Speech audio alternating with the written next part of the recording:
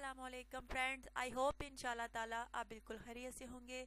अच्छा तो फ्रेंड्स, आज जो रिश्ता है बहुत ही प्यारा सा रिश्ता है जिसकी डिटेल्स मैं आपको दूंगी।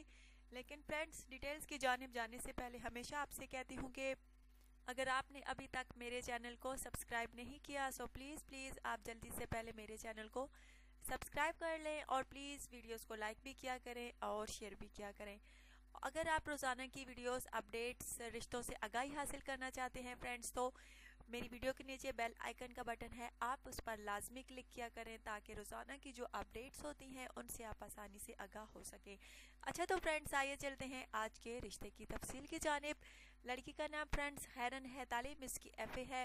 इसका कहना है कि मुझे अच्छे जीवन साथी की तलाश है जो ताउम्र साथ निभाए, मुझे ज़िंदगी में कभी भी ना सताए, बहुत अच्छा लड़का हो, बहुत शरीफ घराने से उसका ताल्लुक हो और उसके बाकी घर वाले जो अफराद हैं वो भी अच्छे लोग हों, अच्छी पर्सनैलिटी वाले हों और वो खुद लड़का भी जो है अच्छी पर्सनैलिटी वाला हो, पढ़ा लिखा हो, जॉब करने वाला हो।